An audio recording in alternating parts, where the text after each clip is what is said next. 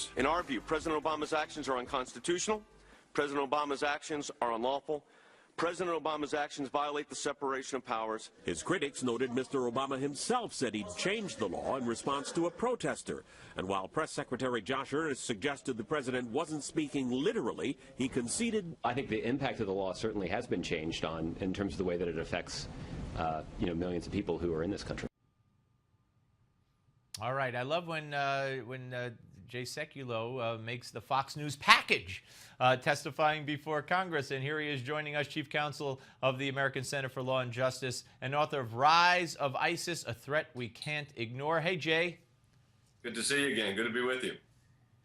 Good to be with you and have you. I just want to ask you to weigh in this verdict from the grand jury, no indictment in the so-called NYPD chokehold case. Right. Are you surprised? And what's your take on where we are with that? I'm not surprised. I mean, look, the second guessing, third guessing, fourth guessing of law enforcement is absurd. And I think what's happened here is you've got this kind of protest movement that's trying to gain strength, and they're going to try to grab onto anything they can. And here, of course, the grand jury came back with a no indictment, not surprising.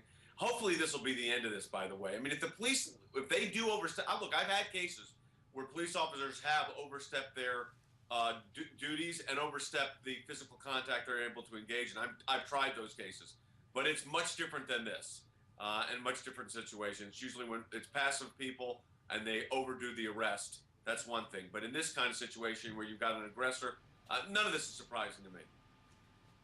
And you know, do you think, I mean, here we have a camera. You know, the president at his Al Sharpton powwow came up with the idea, which I don't think is a terrible idea, to have cameras put on every police officer. But here we have it all on video, and I'm praying there's no violence, but I'm anxious to see what the reaction of the left and the usual suspects is going to be, having seen everything happen on camera.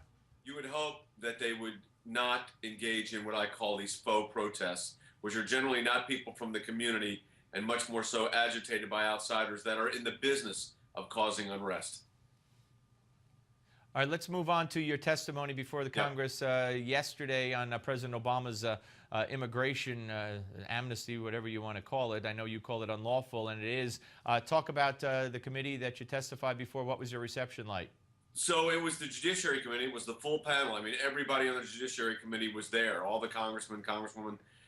So it was very comprehensive. The issue before the committee was not whether we should have immigration reform or what immigration reform should look like, but rather whether the president's actions in executive action in creating this, as he called it, change in the law, was constitutional or not. Did the president have the authority to do this? And I recited the fact that he didn't have the statutory authority, he didn't have the constitutional authority.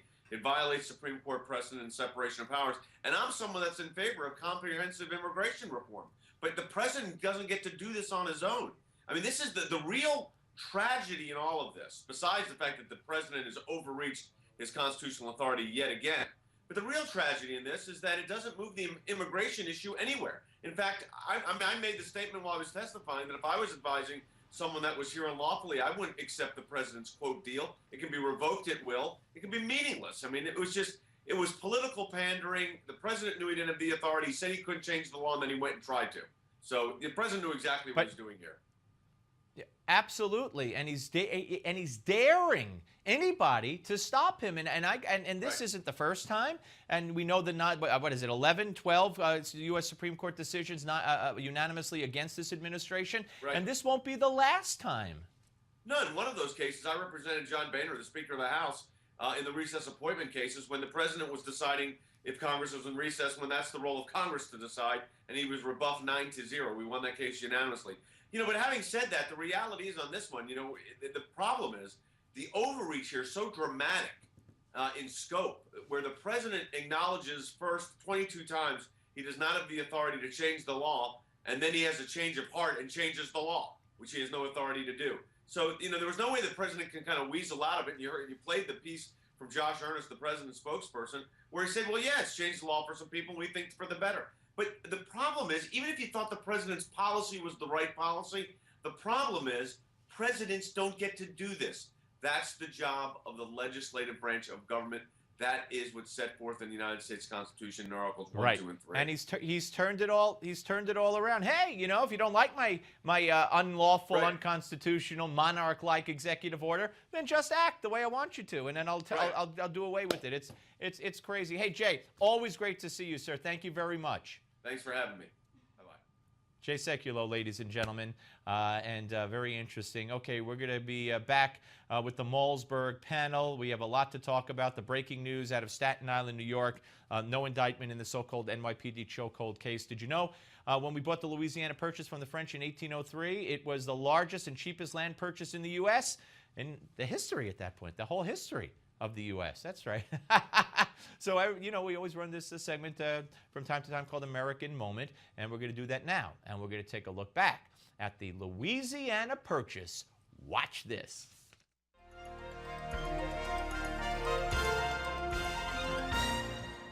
Thomas Jefferson is credited with doubling the nation's size through the Louisiana Purchase, but it was events far beyond his control that made that purchase possible.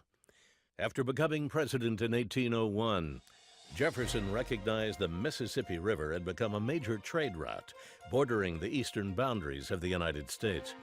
But he also recognized its vulnerability, since the city that controlled the mouth of the Mississippi, New Orleans, was owned by the French. America's overtures to purchase the city of New Orleans were repeatedly rejected by the French until 1803, when the French Navy suffered a major defeat off the coast of what is now Haiti. Napoleon found himself needing money to rebuild his navy. Consequently, when in that same year, Secretary of State James Monroe again traveled to Paris with an offer to purchase New Orleans, he was pleasantly surprised to learn Napoleon was willing to sell not only New Orleans, but all of France's territories in the New World. The United States was ready to spend up to $10 million to purchase just the city. So when Napoleon offered to sell all of their land holdings for a total of $15 million, the future president accepted. In one action, 828,000 square miles covering the future states of Arkansas, Colorado, Iowa, Kansas, Minnesota, Missouri, Montana, Nebraska, New Mexico, North Dakota, South Dakota, Oklahoma, Texas, and Wyoming became part of America for less than 3 cents per acre. For Newsmax TV, I'm Bill Curtis, and this is an American Moment.